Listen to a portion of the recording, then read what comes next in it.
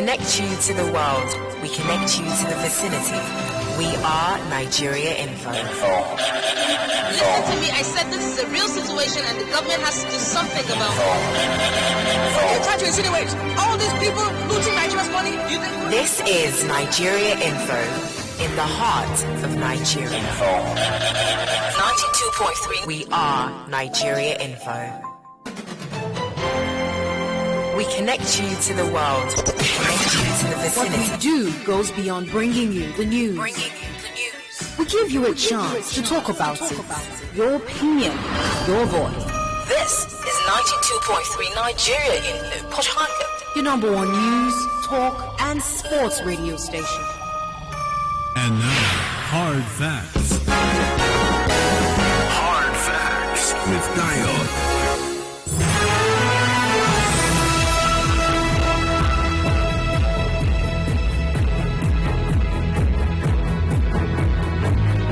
Hello, good afternoon to you. Welcome to Hard Facts, 90.3 Nigeria Info, here in Port Harcourt. I'm Dio. 10 minutes gone past 3 p.m. It's a fine Thursday. Well, the rain's inclusive. Been raining for quite a bit now today. Understandably, we are in River State after all. And the rains apparently are here, so expect it to rain a lot more to factor that in as you make plans for your movement. Especially, with the road construction these days. We might have a bit of a heightened traffic situation, so do process that information as you make plans for your movement these days. Welcome once again. And also, even if we didn't have the situation with the construction on the roads, there should still be, the sensibility should still apply as far as road users or road usage is concerned, especially for motorists. And now that we have bottlenecks here and there, the sensibility should be heightened now. And just because it rains, and there will be a lot more rains, or a lot of rains during this period, this season, just because it rains does not mean sensibility should be thrown out the window. All right? Rains does not mean traffic rules and regulations are suspended while it rains. No, traffic rules and regulations actually still apply even though it rains. I know that may come as a huge shock to some persons, but yeah, that's why we're here, to tell you things you don't know sometimes. So traffic rules and regulations still apply even when it rains. Yeah, I know, it's a surprise, right? So do take it easy, especially for commercial transport workers. No wah at any time at all, including when it rains. So welcome once again. From now till about 7, we keep the conversation going. Several matters, as usual, we're going to be exploring on today's edition of Hard Facts, and you're welcome to join in at some point via the usual platforms. We're live on Facebook.com/Nigeria Info PH. We stream live on YouTube as well. Just search for Nigeria Info PH on YouTube, and you can reach us via the phone lines. The numbers will be given out shortly, also via WhatsApp as well. But let's see. On the show today, once again, few matters up for exploration. Let's check what those matters are. I do have side comments coming up in a moment, random stories and random thoughts of mine on this, which will not be discussed now. No, they won't. But later on, after the major is at 6 p.m. during the open season segment, I'll take those thoughts, including on your thoughts and other matters discussed on the show today. After that, I've got a rant coming up. There's something in my mind. I'll express some thoughts on it. Now that, I'll take your thoughts and mine till 4 p.m. 4 features the business news. We will news top of every hour till 6 when the major and final bulletin for the day comes up. So, after the business news at 4, APC state congresses are coming up. Yes, indeed. They are coming up through, I believe it's a nationwide thing, but it probably will go smoother in certain places than others. Quite likely, one of the places that I believe will get a lot of attention as far as APC's congresses are concerned is River State. But let's check out the story first off. APC fixes September 4 for LGA congresses. The APC has fixed September 4 for the party's LGA congresses across the country. In a statement on Wednesday, John Panu Adedayo, National Secretary of the APC Caretaker Committee, said the sale of nomination forms has already commenced. The party held its ward congresses on July 31 in most of the states in the country, except the FCT, Bayelsa, and Imo states. And the LGA Congress is another step leading up to the party's National Elective Convention. Now, since the dissolution of the National Working Committee, led by Adams Oshimole, the former national chairman, in June 2020, a caretaker committee led by May Mala Buni, Yobe State Governor, has been piloting the affairs of the party. The Oshimole-led NWC was dissolved after a protracted leadership crisis. Now, the committee led by Buni was directed by the National Executive Committee to organize a convention where substantive national officers of the party will be elected. So there you have it. But then again, there have been lots of issues with the APC in Rivers State. Remember, the last general elections, 2019, the APC in Rivers State could not be a part of that. No thanks to the crisis that's been rocking the party. Now, it did appear that recently, well, white flags may have been raised, some resolutions reached, some solutions worked out, a sense of amicableness, if you will. But all that appears to have been thrown out the window with some more recent developments, especially with the sale of forms to those who want to take part in these congresses. Well, what exactly is the state of things with the All Progressives Congress in Rivers State? How prepared is the party for the congresses in Rivers State? Are they set to hold these congresses in Rivers State? Well, these and other related matters we'll look at in the 4 o'clock hour. I'll be speaking with Isaac Gbogbolant, who is the APC Rivers State chairman. He'll join me for that conversation in the 4 o'clock hour after the business news. Taking us to 5, the news update is up then. After that, President Buhari's foreign medical trips and the state of healthcare in the country. Is there a linkage? Is there a connection of any kind, of any sort? If there is, I'd like to hear from you. If there isn't, I'd like to hear so as well. But the minister or a member of the Federal Executive Council, the President's Cabinet, believes that there is no correlation at all. Well, if this story from the Premium Times at least is anything to go by, why Buhari goes abroad for treatment amidst challenges in Nigeria's health sector, that's according to the minister. Now, the Minister of Information and Culture, Lai Mohammed, says the seeking of medical care abroad by President Buhari is not an indication that the nation's medical sector has collapsed. The minister said this in Washington, D.C. during his engagement with international media organizations, including the BBC Radio and Television, Bloomberg and Politico. Now, the news agency of Nigeria reports that the minister is in the U.S. to meet with international media organizations and think tanks on the achievements of President Buhari's administration and efforts made so far in tackling insurgency, banditry and all forms of criminality. Now, speaking with NAN after a separate interview with the 3 media organizations. Well, slight digression. I wonder why the meeting with NAN had to be different from the other media organizations. Just thinking out loud. But back to the story. Now, after a separate interview with the 3 media organizations, the minister said the president had the right to choose his physician and, quote, he's not the first head of state going abroad for treatment. As Minister of Information and Culture today, if I have had a history of using a particular doctor in my life, and I have confidence in him, I don't think the fact that I'm now a minister will change that. Irrespective of the nationality of that doctor, it is my personal decision to choose the doctor to use. Like I explained to them, he is not the only head of state that has gone abroad for treatment. If Mr. President has a personal physician for over 30 years who understands his case and has been managing him, why will it be an issue of contention to seek medical attention from him? It will not be right to say that because of what people are going to say, he has to stay in Nigeria to seek treatment. End of quote. The minister berated those who were criticizing the president's action of seeking medical attention abroad, stressing that it was an inconsequential attempt to demarket him. Well, there you have it. Also, Mr. Mohammed disclosed that in spite of criticism of the sector, the World Health Organization had rated Nigeria 4th in terms of national response to COVID-19, although the WHO has since clarified it did no such rating. Yeah, WHO did no such rating. As a matter of fact, Dr. Walter Kezadi Bulumbo, the WHO country representative, has clarified that the organization had not ranked countries on the basis of their response to the COVID-19 pandemic. There you have it. So I'd like to get your take on this development. Basically, several talking points. But does the president's foreign medical trips reflect on the state of healthcare in the country?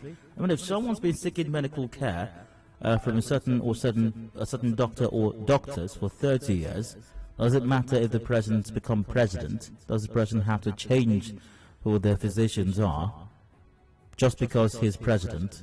I mean, and if he continues to seek medical attention or medical care from these persons, does it mean that the state of healthcare in the country is in a comatose state, if you will?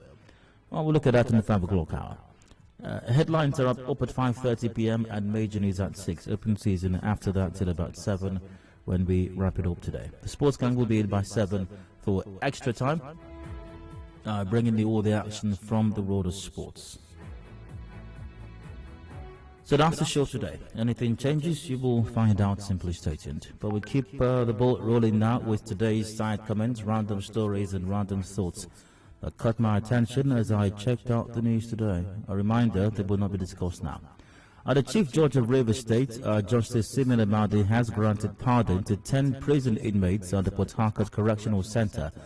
Justice Amadi gave the pardon today while conducting jail delivery exercises on some categories of inmates that have spent more than 5 years and above in prison custody. Now, this is a good thing. This is a very good thing.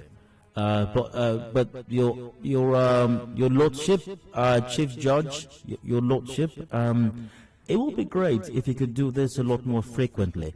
And I believe that also other judges in the state are mandated by law, I believe so, to conduct similar exercises, to visit police stations periodically and check what's going on with them, especially people who are incarcerated, who are in cells in these police stations, to determine who should be there and who should not be there, as this will greatly curtail the high-handedness of CP Ebuka Friday's children. Apparently many of them are recalcitrant, some of them are even downright criminals. So it will be nice if the Chief Judge of Rivers State, Justice Simeon Amadi, your lordshipness, would direct judges whose responsibility, I mean, no one's doing anyone a favor here, whose responsibility it is to carry out these periodic visits to especially police stations and other incarceration facilities to check on what's going on, especially the inmates or those who are remanded or those who are to that. And also, I think that matter is still in court. There was a report of tens of inmates who have spent prolonged periods in incarceration in prisons or in police stations across in Rivers State. And I think some lawyer went to court quite recently, and a court granted the lawyer's prayer that this person's be released. Some of them have spent 5, 6, 7, 8, 9, 10 years without trial. And I think the Rivers State government is contesting that in court right now. So I hope the Chief Judge will look into this, and persons who are being held illegally, unjustly, are going to be let go. Except if we don't do that, it only suggests strongly that we are just aiding and abetting the police in committing a crime. That's what it suggests. Of course, I'm sure that the judiciary is way above such levels of criminality, or any level of criminality for that matter. I believe. Oh, I'd like to believe. Now, a student has been shot dead at the Rivers State University. Reports say the student was eating on the 3rd floor of the Faculty of Management Sciences when he was shot in the head. Rivers State University PRO Dr. Harcourt White confirmed the shooting to Nigeria Info, but said details remain sketchy. Let's hear what Dr. Harcourt White had to say about this development. Just a moment. 1921. All right, here we are. The police is on the matter, and I'm sure they're going to resolve it soon because the people have been arrested. Those who were present said it was a gunshot, but I can't, be specific now until the police is done with their job. It happened in an isolated area, basically on the top floor of a building where they were supposed to be eating. So I don't know what happened and how it got to the point of that kind of incident. Everything has gone to normal. Exams are on, and then we have police and security everywhere, making sure, this doesn't happen. Okay, I'd like to play back that statement of Dr. Harcourt White again. The police is on the matter, and I'm sure they're going to resolve it soon because the people have been arrested. Those who were present said it was a gunshot, but I can't, be specific now until the police is done with their job. Okay, a gunshot is a gunshot. I mean, if it's not a gunshot, it's not a gunshot, And if the people who were there say that somebody was shot, I think it's very likely that somebody was shot. And if a person is shot in the head, I don't think it would look like the person was punched in the head or the person was stabbed in the head. So I think it's safe to say that there very likely was a gunshot and somebody was shot, especially this student who reports say is now dead. It happened in an isolated area, basically on the top floor of a building where they were supposed to be eating. So I don't know what happened and how it got to the point of that kind of incident. Everything has gone to normal. Exams are on. Also, with due respect to Dr. Harcourt White, I don't think that a student being shot on a university campus and just maybe some hours afterwards, everything will go back to normal. I don't think whatever is happening on the campus of River State University at the moment can be described as normal. Yes, exams may have resumed and people may still be seen to be going about their usual activities. Doesn't mean everything has returned to normal. And by the way, I sincerely hope everything has not returned to normal, because that suggests that it's not unusual for a person to get, nothing funny about this, that it's not unusual for a person, a student or anybody for that matter, to get shot on a university campus. So once again, I hope that everything has not returned to normal at the River State University. We have police and security everywhere, making sure, this doesn't happen. Well, it did happen, and having the police and security everywhere also lends credence to my earlier position that everything should not return to normal.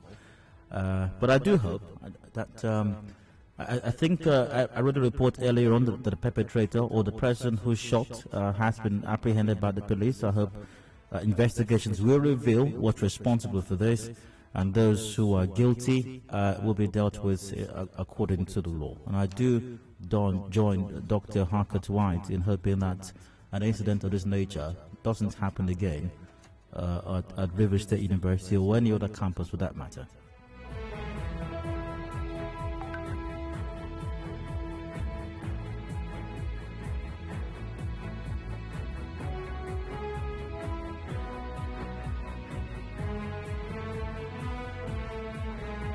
The Nigerian Army 6th Division Port Harcourt has begun her annual shooting range exercise at the Ilele Barrack.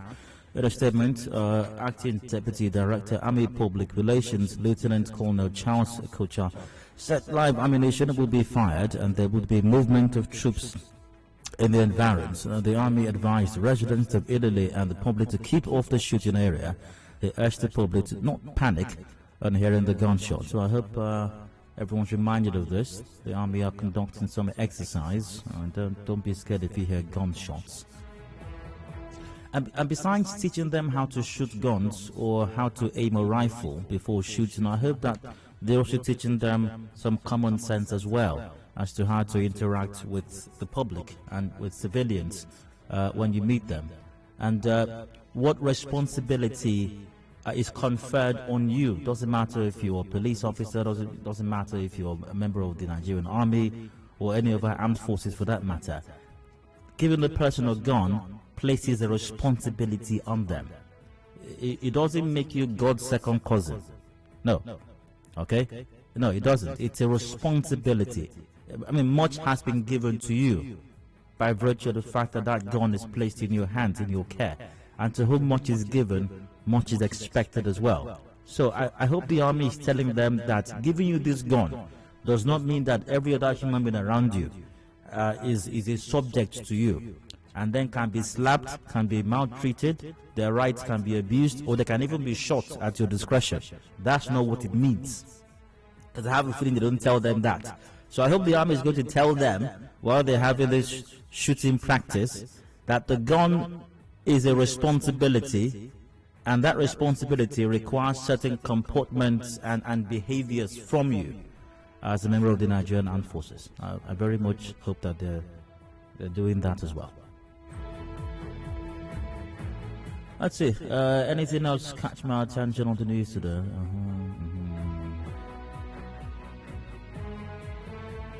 Well, I think I might be wrapping it up on that note as far as today's side comments are concerned. So I think we'll leave it there. All right. So that's it for today's side comments. I go on a break now, and when I return to this rant comes on, please stay with us. Information is a two-way thing. Nigeria Info, it's your turn. Let's talk.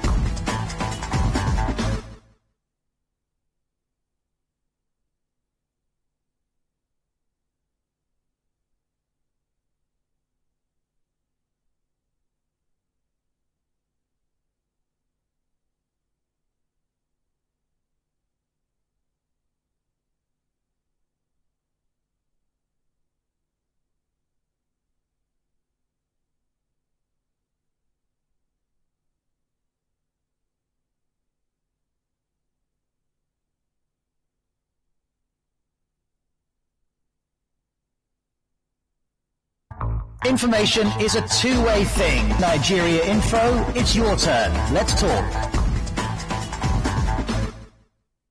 The Premier League is back, and back with a bang, with fans returning to the stadium after a glamorous last season. Here's Bruno Fernandes! With 9 teams topping the league table at different points in the season. A season that Manchester City wrestled the title back from Liverpool. And Manchester City are the champions! A new season is here. Football is back with brilliant and better live commentaries, match updates, and top-notch analysis from the Sports Desk. Join us right here on 92.3 Nigeria Info. Together, let's unravel what the season presents.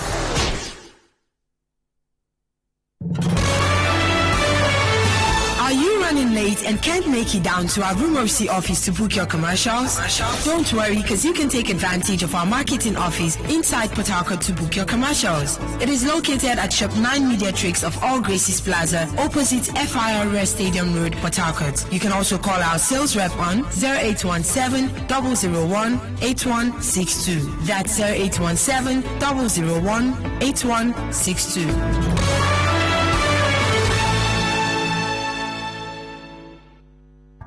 Information is a two-way thing. Nigeria Info, it's your turn. Let's talk. And now, Hard Facts. Hard Facts with Dio. Okay, Mark, I still have Factor 90.3 Nigeria Info here in Port Harcourt. I'm Dio. 27 minutes ago before 4 p.m. I'd like to rant just a bit. I've got something in my mind. I'll be expressing some thoughts on it, and you're welcome to express your thoughts and mine all the way till 4 p.m. So let's get right into today's rant. You know how it is that in Nigeria, ever so often we have to remind our leaders what their job description is. It's become one of the banes of our existence, but it's something that I found that we must do if we are to maintain at least some semblance of sanity in our system and in our polity. Now, I've also found out that besides reminding leadership in Nigeria at various levels what their jobs are, and I do mean that, because it appears to me that a lot of people in office, especially elected positions in Nigeria, believe that they are honorable or they are excellency, so they can be called honorable or excellency, so that some people can keep reminding them on a daily basis how loyal they are to them, and so they can go about in bulletproof SUVs with their own personal detachment of security and basically lord it over everybody else, and while they're at it, illegally commandeer the public's treasury to their own personal vaults and stash as much as they can in some private bank accounts, whilst of course acquiring properties for themselves home and abroad. But nothing could be farther from the truth.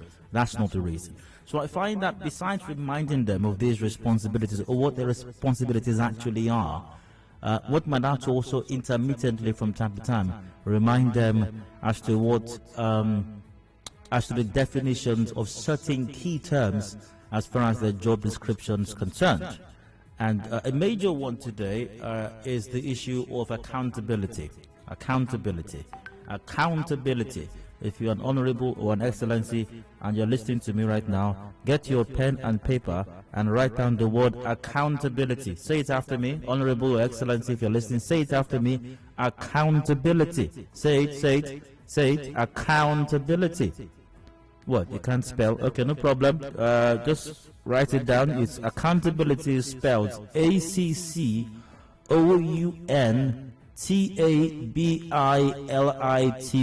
Accountability. Again, it's spelled ACCOUNTABILITY. Say it after me. Accountability. Say it. Accountability. Accountability is crucial to governance. As a matter of fact, without accountability, we cannot be said to have any kind of governance, at least not any sensible kind of governance for that matter.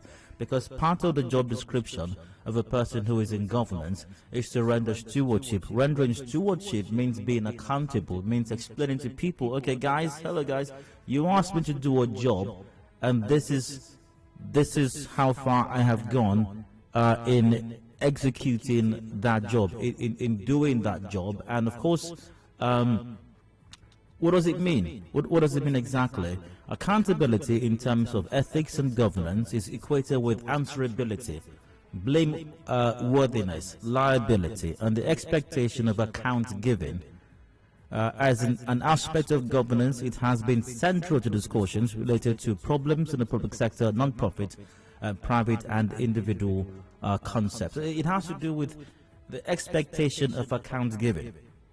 There is an expectation of you if you are in government, if you occupy some leadership position. The people who are being led have an expectation of you to give an account.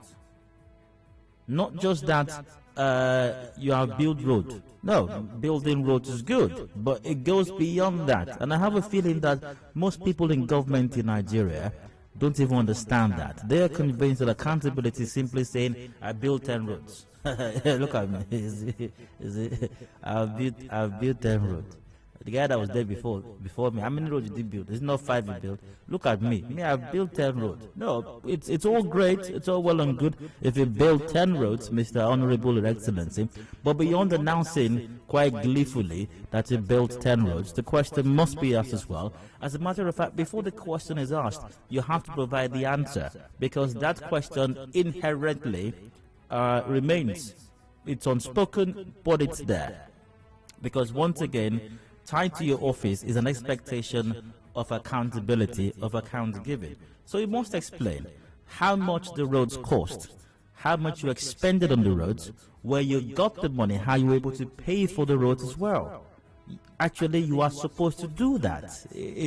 And when anybody asks you for that, in the event that you did not know or chose to not do that, when a person asks you, it doesn't mean that they are your enemy. And doesn't mean that they are the opposition, or it doesn't mean they have been sponsored by ISIS or the Taliban to distract you, demarket you, or bring down your government, because you are supposed to do that in the first place. There is an expectation of account giving. Now, narrowing it further down to the subject matter of today's rant, the federal government, the APC-led federal government, led by President Muhammadu Buhari, rode into office, into power in 2015 on the basis of changing the narrative, of declaring a war on corruption, on the narrative of bringing about a new era of accountability. What were the president's body, much publicized and much talked about, body language. That things were going to be different. as far as giving account was concerned. And the president was seen as a shrewd man, one who is incorruptible, and things were supposed to be different. Now, maybe that was the plan, but is that what's going on? I'll let you be the judge of that. Because how can a government claim to be accountable or claim to be circumspect in the administration of public funds, and yet the one agent of government or the one officer of government or the one agency of government that's designed to help ensure, to help make certain that accountability takes place, is unable to do so, and it appears that it is that case by design. Let's check out the story from I think it's where is that story? From New Telegraph. Yeah, stories from New Telegraph, and it's captioned, "My office can't function effectively." Who's saying that? It's the Auditor General of the Federation. The Auditor General of the Federation. But before I get into that story, what does it mean to audit? Let's look at that in the first place. Because once again, Honorable Excellency, take down this word also. Audit. Say it after me. Audit. Again. Audit. Say it again. Okay, you can't spell it. No problem. Audit is spelled A-U-D-I-T. That's A-U-D-I-T. Audit. Say it again. Audit. Audit is an official inspection of an organization's account, typically by an independent body. Well, according to Wikipedia, an audit is an independent examination of financial information of any entity, whether profit-oriented or not, irrespective of its size or legal form, when such an examination is conducted with a view to express an opinion thereon. Now, audits are an integral part of accountability, because when an independent external body checks what you say you have done, they can determine if what you said is actually true. Now, Honorable Excellency, let me break this down for you. Now, just because you have also said, I built 10 roads, and because you said the 10 roads cost me 10 billion each, that means 10 times 10 equals 100 billion. Yes, we may clap for you, and our women may even tear up and dance on the roads as well. But it's not enough that you have said that. Somebody still has to check to ensure that that thing you have done and that thing you claim to have done is exactly as you have said it to be. And when someone decides to do that job, it doesn't mean they are your enemy. It doesn't also mean they have been sponsored by ISIS or the Taliban to destroy you or bring you down, or sponsored by the opposition. That's how things are actually supposed to work. I know you don't know, it's not your fault, but that's how things are supposed to work. Now, from the New Telegraph, from 2019, an unsubstantiated balance of 4.97 trillion naira. That's a lot of money. Now, Google made this disclosure while submitting a 2019 audit report to the clerk of the National Assembly, saying, quote, "From the audits carried out on the 2019 federal government consolidated financial statement, unsubstantiated balances amounting to 4.973 trillion naira were observed. The 4.973 trillion naira of unsubstantiated balances are above the materiality level of 89.34 billion naira set for the audit." Now, that's quite complex. I don't want to go into that materiality part of it. So let's just move on. You will recall, okay, let's move further down. So he said, and I quote, "You will recall that on the 25th of March this year, the audit of consolidated financial statement of the federal government for the 2018 year was submitted to this office for the required investigation of queries raised in it by the National Assembly. Just 5 months after, we are here again to make submission of the 2019 audit report." He, however, lamented that his office is not working the way it should due to a myriad of factors crippling its operations and invariably giving room for all forms of financial infractions across the various MDAs. One of such problems is the absence of a federal audit service law, which is a big challenge as far as effective and efficient public sector auditing is concerned. This is a law needed as the basis of fiscal sustainability. Absence of it at the federal level is very worrisome, going by the fact that some of the states of the Federation have the required law in place. So we need certain laws to ensure that the office of the Auditor General of the Federation can function effectively. That law does not exist at the federal level. Surprise, surprise, some states have such a law in place, but the almighty federal government does not have that law in place. Moving on. Another problem incapacitating optimal functionality of our mandate as far as thorough and appropriate auditing of financial statements of the MDAs are concerned is gross underfunding, which is telling much on our efficiency. For example, the office is understaffed, but there is no money for recruitment. Imagine many of our state offices having just 2 or 3 staff. Auditing is done by a team, not by an individual. So this agency of government, or this office of the federal government, that is designed to audit ministries, departments, and agencies, expenditure of the federal government, does not even have enough funding. Meanwhile, we have humongous sums voted to the National Assembly, humongous sums voted to Aso Villa, the presidency, humongous sums voted to several other seemingly irrelevant things. We want to spend 4-point-something billion naira to acquire equipment to monitor WhatsApp phone calls and WhatsApp messages, but the office that's to audit all of these expenses is not getting enough funding. Also, that's not the least of the problems, or the biggest rather. Accommodation is also a part of the problem, as our staff in Lagos are about to be evicted from the office due to litigation. These are assigned problems of insecurity, seriously affecting our scope of coverage, he lamented. So, the one office in government that's designed to audit the account of government, ensure that ministries, departments, and agencies do not misappropriate funds and are accountable for whatever it is that's given to them, is not functional because they do not have enough manpower. They are grossly understaffed. They don't have enough funding. They can't even employ more persons. They even have accommodation issues. Their office in Lagos, they're about to be kicked out of it. So if they're about to be kicked out of their office in Lagos, imagine what's happening in other places. Who knows if they have offices in all the 36 states of the country. Remarkable stuff indeed. And this is from a government, once again, that claims to be doing something that's never been done before and showing accountability in government. How can you do that? How is that even possible? When once again the Auditor General of the Federation is saying they can't do their job because they don't have enabling law, they don't have enough manpower, they don't have even enough offices, and they are inadequately funded as well. Seems almost deliberately designed to ensure that this office is not able to function so we can carry on with business as usual. So I've come to the end of today's class. I hope that honorables and excellencies have learned at least a thing or two. Now they can spell accountability, I hope. Now they can spell the word audit. And I hope now they know what it means and that it is a requirement of governance and their being in office. On that note, I end my round. Thanks for listening. Hope I didn't bore you. Any thoughts on my lecture? I'm the same line to open. 0817-923-0002, 0817-923-0003 or 0007. We're live on Facebook.com/Nigeria Info PH. WhatsApp is on 0809 0306416. Keep it brief and straight to the point. And once the call is answered, please turn down the volume of your radio. So it's expedient not to do so, else we literally cannot have ourselves a conversation.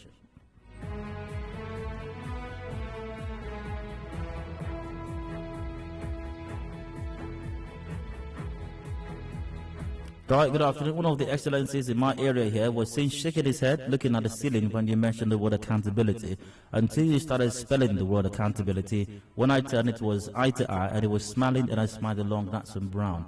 I've got Samuel from Under George on the line. Samuel, you're welcome. Please go ahead. Yes, Dayo. Good afternoon. Hi, go on.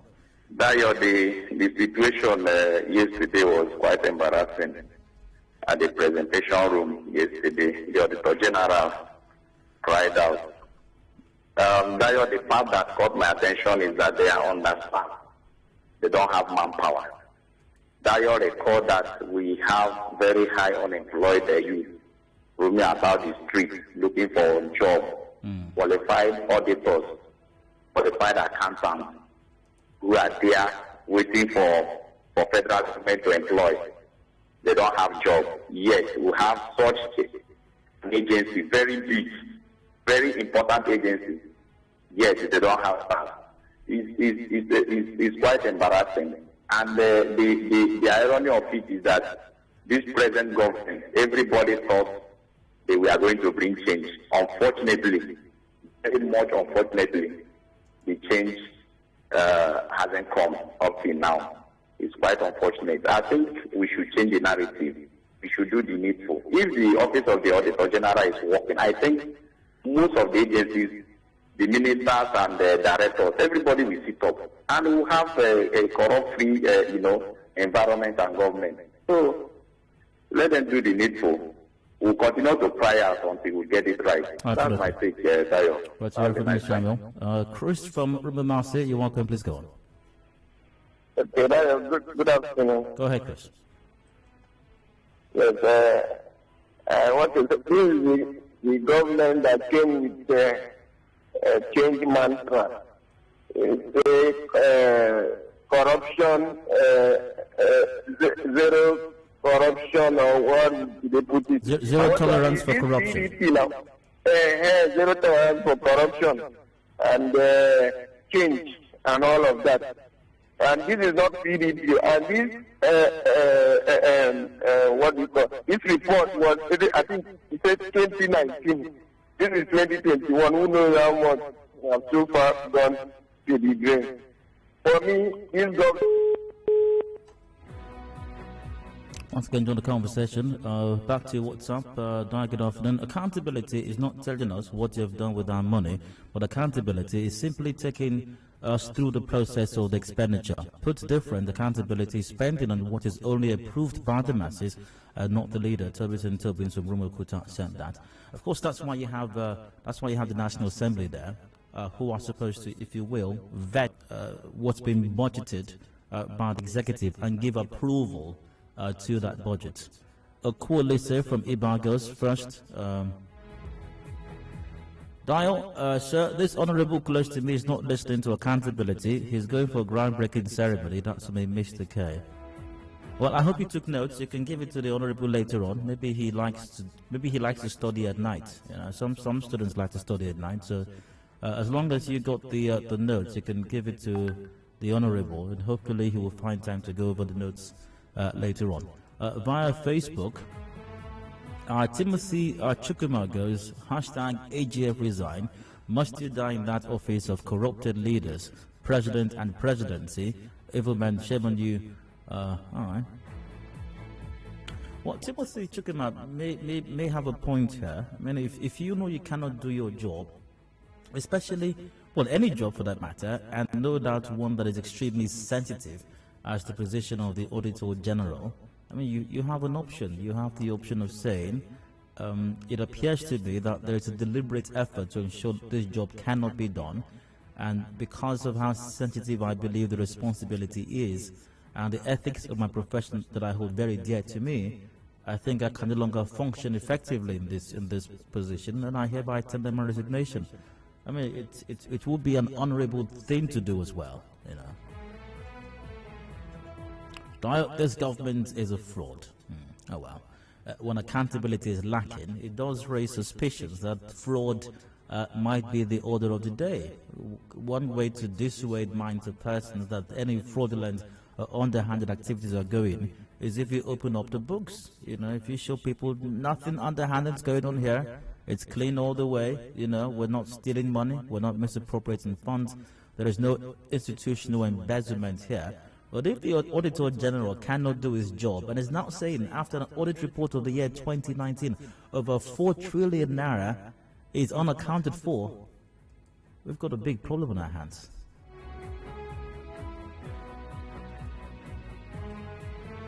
Via WhatsApp, what stops the minister from sending a bill to the National Assembly, or better still, meet with the National Assembly Committee on Budget? That's from Kinsley Udofia.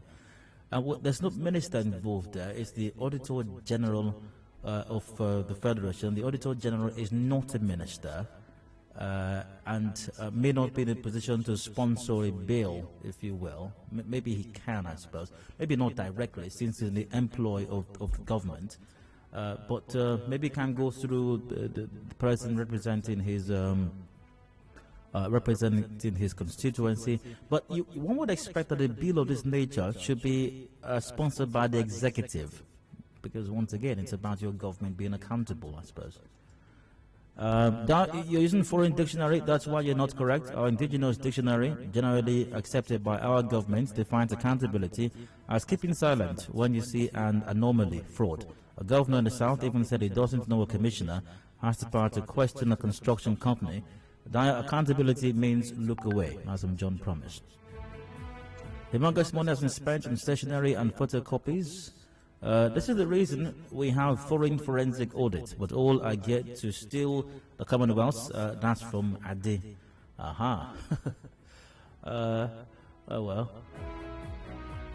Dr. Austin Sado of the University of Port Harcourt always said that this country is a big joke, and I totally agree with him. It's like a kid wearing the Spider-Man attire but can't perform the actions of the real Spider-Man. I think the man in charge of that ministry, I think you mean agency, should be sacked, because that is what we say, square pegs in round holes. Well, he may be qualified for the job, but it's not entirely his fault that the tools he needs for the job are not being provided, I think. There was an honorable that was biting his pen when you were spelling audit.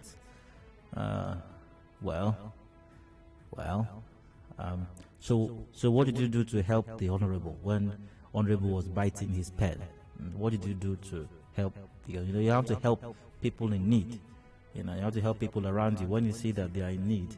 So when you saw this honorable biting his pen, unable to spell audit, what did you do about it? All right, Ilami on Facebook goes, first we learned police vehicles were not filled by the government. Today it's the Office of the Auditor General crying out over underfunding. I'm just wondering how many more government agencies are in the dire situation of the police and Auditor General.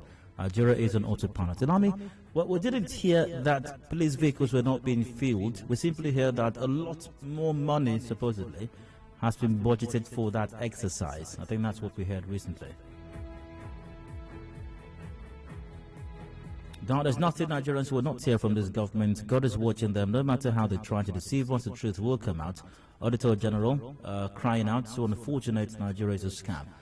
Michael Ibebai goes down. How can this government be clean when the big wigs in the APC and their supporters are bragging that same people, the PDP that they call thieves, are joining them? That's a good point, Michael. Very unfortunate how we found this present APC government come into power without any plan or arrangement for governance. In 2015, I asked them what kind of changes they were expecting from a man of ability, but they ignored. How do you explain this? Not more than 3 staff in an Auditor General's office, an office that's supposed to have lots of staff. This is ridiculous for the country. It is a big problem indeed, really. And via Facebook, Onyisi Ejiofor goes, this government promised Nigerians a better change during their campaigns, but as it stands now, things are getting worse on a daily basis, especially corruption.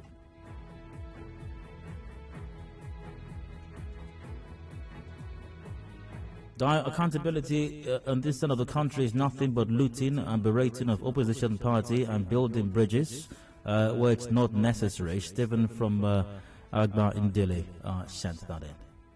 All right, so I do have to wrap this up right now, and I hope that the National Assembly and the federal government, the presidency, will look into this matter, ensure that the Auditor General's office or there are enabling laws enacted to ensure that the Auditor General can do their job effectively. I hope that appropriate financing is made available as well to ensure that staffing issues are addressed, to ensure logistics issues are addressed, like office space and all of that. And these are things that the Office of the Auditor General should not even lack in water so that they can do their job effectively. It's a very critical job, the job of an auditor. It's a very, very critical one. And the fact of the matter is, if the Auditor General's office had been functioning, like someone said just a while ago in a message I read out, we'll probably not be needing all these systematic forensic audits that we keep carrying out every now and then, which yields absolutely nothing. I think we're carrying out some forensic audit with the NGDC right now as well. when we have an office of the Auditor General? Why should we be contracting foreign firms to carry out forensic audits on our ministries, departments, or agencies of government? It's quite disheartening indeed. It is 4 p.m. A break for the business news. When I return, we're discussing APC's congresses nationwide. Is the Rivers APC prepared for this, or have they simply set themselves up for another tragic comedy, if you will? More when I return. Please stay with us.